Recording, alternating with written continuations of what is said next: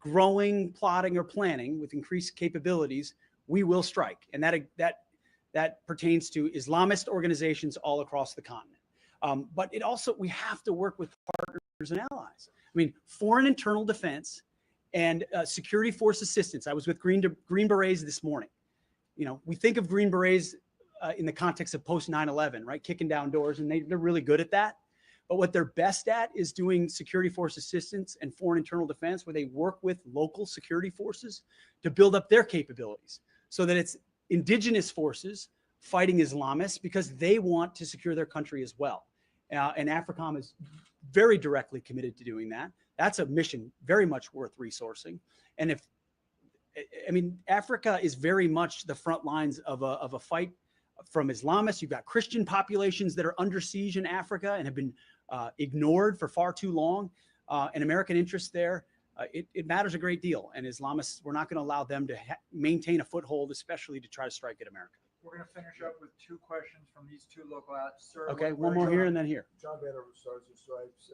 Also related to AFRICOM and Somalia, during the end of President Trump's first term, he elected to pull forces out of Somalia and switch to more of a rotational concept. President Biden sent troops back in there on a full-time basis. What's your vision going forward for Somalia? Do you want to maintain troops there continuously, or are you looking more towards pulling them back? Well, I mean, I want to listen to the commanders on the ground, first and foremost, as does the president. I mean, he's charged me with, hey, give me your best advice, but also keep your ear to the ground of what's most effective. But he's also been very clear that we're not trying to have American boots all over the globe. Where we can do counterterrorism effectively over the horizon, that's the preference. But we'll review the force posture there with the generals doing the heavy lifting and take it into consideration, no doubt. But thankfully, we had the intelligence capabilities to do the kind of strike that we saw, and we believe we can do more of that. Franz, last question. So you renamed the name of Fort Liberty into Fort Bragg, and you honored a private first class who lost his life for liberating Germany. What does that mean for the U.S. forces? Well, first, it means Bragg is back. It means the legacy of an institution that generations of Americans have mobilized through and served at is back. I mean, it's a shame what was done to vets, service members, their families who were born there, deployed out of there, lived there, I was with airborne troops here, some of which spent 25 years at Fort Bragg. I never called it Fort Liberty because it wasn't Fort Liberty, it's Fort Bragg.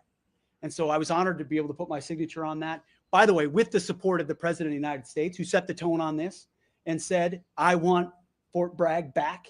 And we're honored to support a private first class who received a Purple Heart and the Silver Star at the Battle of the Bulge.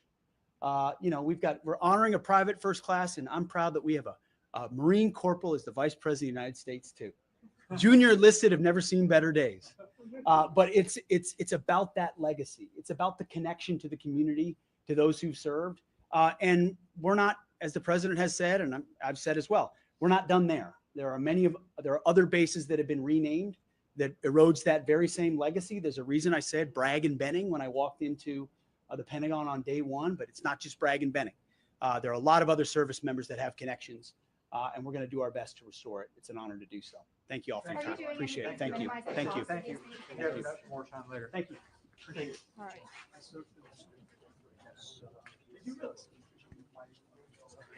Sorry, I just want to get this real quick.